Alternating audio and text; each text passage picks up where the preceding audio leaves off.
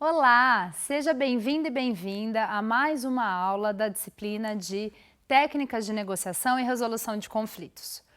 Nessa aula, vamos falar sobre gestão de conflitos, lidando com emoções intensas. Como já foi visto até aqui, é natural que ocorram conflitos. Só que ao observar suas definições em dicionários, muitas vezes encontramos significados como discórdia, oposição, guerra, disputa, confronto de princípios ou leis que se contradizem mutuamente. Com essas definições, eu tenho que te perguntar: conflito é saudável? Sim! Como já frisamos, o conflito é um ingrediente normal de qualquer relação saudável, seja pessoal ou profissional. Afinal de contas, não é esperado que duas pessoas estejam em acordo em todas as questões todo o tempo. As pessoas são diferentes. Sendo assim, o conflito ele resulta de um confronto de valores, motivações, necessidades e opiniões. Então, como devemos encarar um conflito? A forma como encaramos e gerimos o conflito determina o seu caráter, mais ou menos positivo e adaptativo. Quando ignoramos um conflito que pode ameaçar nossa sobrevivência ou bem-estar, o mesmo tenderá a permanecer ativo e sem resolução, provocando tensão, desgaste e sofrimento. Por outro lado, caso haja dificuldade em lidar com as situações de estresse, poderá ficar difícil resolver um conflito com sucesso. De toda forma, importa manter presente que o conflito representa, muitas vezes, uma oportunidade única para que duas ou mais pessoas se conheçam melhor. E ainda, que seja legítima a argumentação apresentada, bem como a vontade genuína de ambas as partes chegarem a um entendimento favorável para todos os envolvidos. Uma curiosidade é que, em chinês, a palavra crise é composta por dois caracteres, sendo que um representa perigo e o outro oportunidade. Fazendo uma analogia, o presente e o futuro de uma relação, assim como a felicidade e o bem-estar de uma pessoa ou mais pessoas, dependem em larga medida da capacidade que as mesmas manifestam para lidar com o conflito. Se uma pessoa se encontra muito absorvida pelo conflito, sentindo-se descontroladamente estressada, será difícil ter o discernimento necessário para manter suas reais necessidades e as necessidades do outro. Nesse contexto, se gerido de forma negativa ou destrutiva, o conflito pode conduzir a rupturas irreparáveis, a ressentimentos e a dissolução de relações. Por outro lado, quando a resolução do conflito se apresenta como saudável e construtiva, com soluções de natureza win-win, ou seja, ganha-ganha, aumenta a compreensão e a empatia pelo outro, cimentando a confiança mútua e fortalecendo os laços relacionais. É aí que você precisa refletir. Quais as respostas mais construtivas? Existem respostas que tendem a ser mais construtivas e saudáveis para a resolução favorável de um conflito. A capacidade para procurar compromissos partilhados e evitar a punição. A convicção de que encarar, enfrentar e resolver o conflito é a melhor solução para ambas as partes. Em certas circunstâncias, dependendo do tipo do conflito e do perfil dos envolvidos, o humor pode representar um papel importante, possibilitando reduzir a tensão e a zanga, reenquadrar problemas e até mesmo contribuir para uma maior ligação e intimidade. Por outro lado, existem respostas ao conflito tipicamente menos saudáveis e adaptativas. Por exemplo, a incapacidade para reconhecer e responder às questões que importam para o outro. Reações explosivas, irritadas, dolorosas e ressentidas. A retirada do amor, carinho, consideração, resultando em sentimentos de rejeição, isolamento, vergonha e medo do abandono. A incapacidade para se colocar no papel do outro. O medo ou o evitamento do conflito e a expectativa constante de consequências negativas.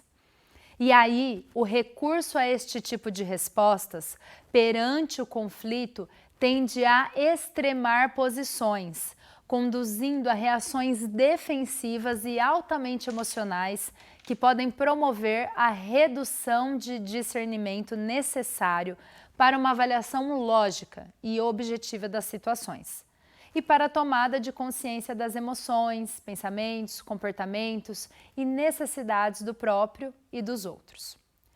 Quando isso acontece, é frequente assistir a uma divergência do foco no problema original para as disputas e ataques pessoais, os quais poderão contribuir para a cristalização do problema original e para o desenvolvimento de estados emocionais e sinais negativos e pouco saudáveis, associados a níveis mais elevados de estresse, doenças, mal-estar, assim como a níveis reduzidos de satisfação, bem-estar, qualidade de vida e realização pessoal e profissional. Com isso, eu te apresento algumas dicas para gerir conflitos de forma eficaz. Primeira dica: gerir o estresse de forma rápida e eficaz, permanecendo atento e calmo. A calma facilita a leitura da comunicação verbal e não verbal, propiciando o controle da situação. Do contrário, em estado de tensão, a linguagem não verbal diz muito mais sobre nós e sobre as nossas necessidades e intenções do que as nossas palavras. Segunda, refletir sobre o problema com outra pessoa da nossa confiança. Isso pode servir para confrontar de maneira mais racional e lógica o nosso pensamento e comportamento. Quando isso não é possível, você pode tentar, como estratégia, fazer algum exercício de respiração, ir para um local tranquilo, sem intervenções. Isso pode virar uma prática, visto que é importante aliado no processo de gestão do estresse. 3. Tente controlar as emoções e o comportamento.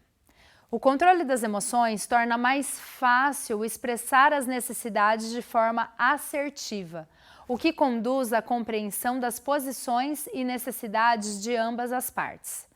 Se ocorrem ameaças, terror ou punição, a situação pode dificultar ou até mesmo impedir o diálogo, a comunicação e a compreensão das partes. 4. Prestar atenção aos sentimentos e emoções do próprio e do outro.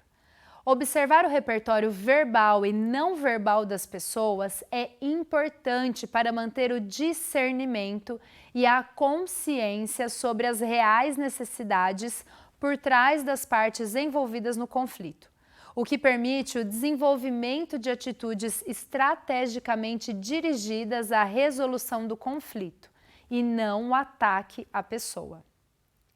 E a dica 5 e última: estar consciente das diferenças entre os envolvidos no conflito. É muito importante estar atento às diferenças e respeitá-las para evitar palavras e comportamentos desrespeitosos. Isso aumenta a probabilidade do outro nos ouvir e respeitar, e diminui as chances do outro se fechar e se defender. Esse comportamento contribui para a resolução de um conflito de forma rápida e eficaz. E então, como sobreviver às conversas difíceis em uma negociação? É preciso cuidar da saúde emocional e mental, não só nos momentos de negociação, mas sempre, o que resulta em bem-estar. E por que precisamos desenvolver as competências socioemocionais?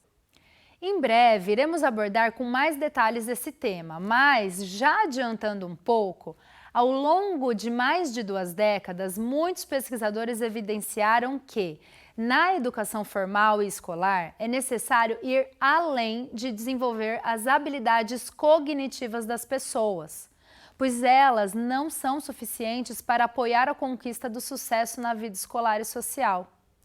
Desde os anos 90, por meio de muitos estudos científicos, afirma-se a necessidade de desenvolver habilidades emocionais para a melhora do desempenho escolar. O mesmo acontece na vida social e, consequentemente, nas negociações.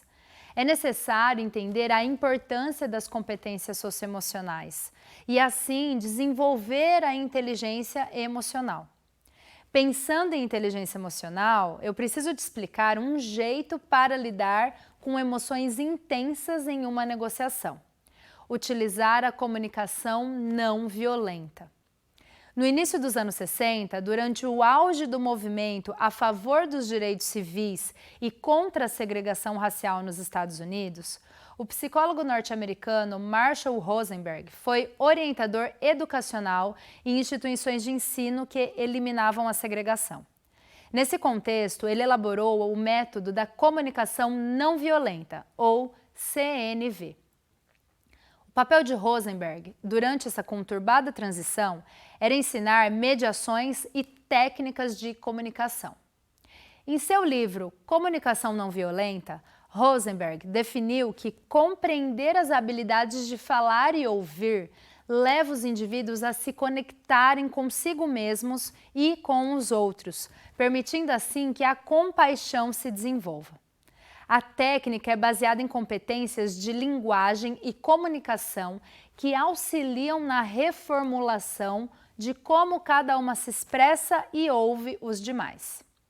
O pesquisador propõe que, com a comunicação não violenta, as respostas a estímulos comunicacionais deixam de ser automáticas e repetitivas e passam a ser conscientes e baseadas em percepções do momento, por meio da observação de comportamentos e fatores que têm influência sobre cada um.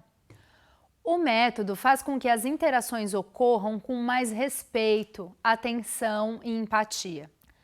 Para a comunicação não violenta ou comunicação empática acontecer, é preciso que os praticantes se concentrem em 4 componentes.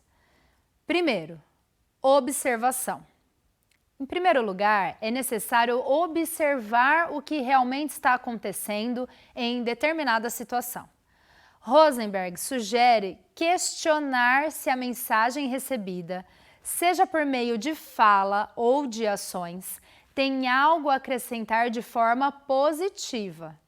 O segredo é fazer essa observação sem criar um juízo de valor, apenas compreender o que gosta e o que não gosta, e no que está acontecendo e no que o outro faz. O segundo é sentimento. O próximo passo é entender qual sentimento a situação desperta e nomear esse sentimento. Por exemplo, mágoa, medo, felicidade, raiva, entre outros. É importante saber ser vulnerável para resolver conflitos e distinguir o que sente e o que pensa ou interpreta. O terceiro, necessidades. A partir da compreensão de qual sentimento foi despertado, é preciso reconhecer quais necessidades estão ligadas a ele. Quando alguém expressa suas necessidades, há uma possibilidade maior de que elas sejam atendidas. Afinal, a consciência desses 3 componentes vem de uma análise pessoal clara e honesta. E por fim, o quarto, pedido. Por meio de uma solicitação específica e ações concretas, é possível deixar claro o que se quer da outra pessoa. É importante pensar em usar uma linguagem positiva, em forma de afirmação, para fazer o pedido. Evite frases abstratas, vagas ou ambíguas. Vamos ver um exemplo de comunicação não violenta. Joana, quando você grita comigo no ambiente de trabalho, observação. Eu me sinto diminuído e irritado, sentimento. Porque preciso sentir que sou respeitado e que meus colegas querem me ajudar a desenvolver, necessidades. Você poderia me chamar para conversar em particular quando se sentir irritada comigo? Pedido. A comunicação não violenta também pode ser usada no desenvolvimento da autocompaixão. Esse processo deve ser utilizado para a expressão de forma honesta, mas também para receber com empatia a mensagem do outro. É possível perceber que a empatia foi recebida quando há um alívio de tensão ou quando o fluxo de palavras acaba. Para isso, é preciso estar presente e escutar atentamente. O método pode ser aplicado em relacionamentos pessoais, familiares, organizacionais, educacionais, negociações, disputas e conflitos de qualquer natureza. Rosenberg exemplifica que a comunicação não violenta pode estabelecer relações mais profundas, afetivas e eficazes. Inclusive, foi utilizado em comunidades localizadas em regiões de conflitos e em países com zona de guerra. É na forma como as pessoas se comunicam que é possível encontrar a solução para resolver desentendimentos e discussões. Não se esqueça de que existem algumas maneiras de se comunicar que podem fazer com que as pessoas apresentem comportamentos violentos, como definido por Rosenberg. Comunicação alienante da vida. Exemplo disso são julgamentos moralizantes, que trazem sentimentos como culpa, depreciação, rotulação e crítica. Além de comparações, negação de responsabilidade e transformação de desejos em exigências. Quando se está na posição de ouvinte, existem alguns comportamentos que impedem as pessoas de estarem presentes o suficiente para se conectarem com empatia. Comportamentos como impulsos de educar, competir pelo sofrimento, consolar, contar história, ser solidário ou encerrar o assunto. Para finalizar a nossa aula, relembro vocês que conflitos fazem parte de nossas vidas e por muitas vezes podem nos despertar emoções fortes. Quando isso acontecer, preste atenção ao que está sentindo, respire, procure por fatos concretos para depois finalmente começar a questionar a outra parte, pensando também em como o outro se sente. Até a próxima!